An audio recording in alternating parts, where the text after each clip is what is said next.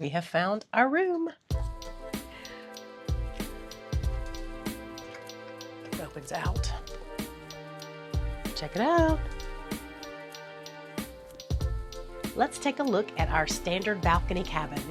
When I booked this for us, I saved a few dollars by booking a guarantee balcony cabin, which means Royal Caribbean assigned us the room just a few weeks before we sailed. And we took a gamble, and I think it's paid off because this looks like a pretty good room, pretty good location. We're on port side, a little towards the front, which is great, but let's look at the room. There's plenty of storage here, 5 drawers plus the mini fridge. In one of these drawers, we did find where you can get breakfast. You can put it on your door the night before.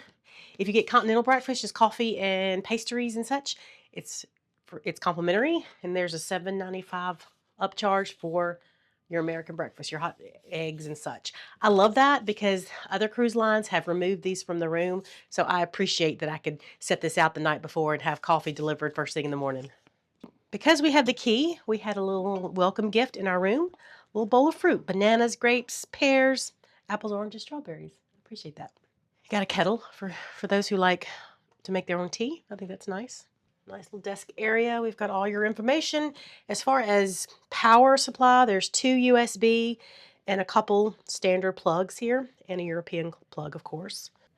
Here we have a nice lounging couch, so we can sit out and watch the glaciers and look for whales. We can see out the glass, so we can probably see them if they're in a distance. This is the balcony. I'm excited about this. Again, breaching whales. I got my binoculars.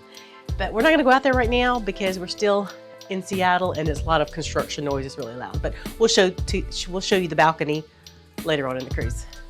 Because we're on the 13th floor and directly above us is the pool deck, it kind of extends out above our balcony. So we're not going to have any direct sunlight at any point really during the cruise. Doesn't bother me. I think it's nice. I think it'll be a great lookout location, but we will see. The bedding area. I love this. First, we have the rounded corners, so you can easily get through this little small area. I love that. You don't tend to kick your knees and elbows. It has rounded corners, and I love that for when you're going through this narrow area. It kind of helps the flow of the room. But what I'm loving about this is there is storage on both sides and over the top of the bed. I don't think I've sailed on a ship that's kind of had this layout. So you've got his and her closets. This side, you've got 2 racks for hanging clothes. And on that side, you have shelving and of course, your safe. Then overhead, you have these 2 extra little shelves for putting away your backpacks or things you just need to get out of the way. I think that's great. I love the use of space there. Back on the power issue, there is on one side of the bed, there is a standard plug. There's not any on the other side. So if you have a CPAP machine, there is a plug here. All right, here is the bathroom. Pretty standard toilet, sink in the corner. I like the decor, the colors. They're very neutral. I appreciate that because some of the last ships we've been on, they had that hospital bathroom feel. So I appreciate the colors in here. And then you got your beam me up, Scotty, shower. Much better than a shower curtain. Nothing is going to stick to your butt.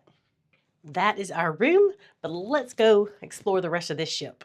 We haven't even been up top yet. Let's go check it out.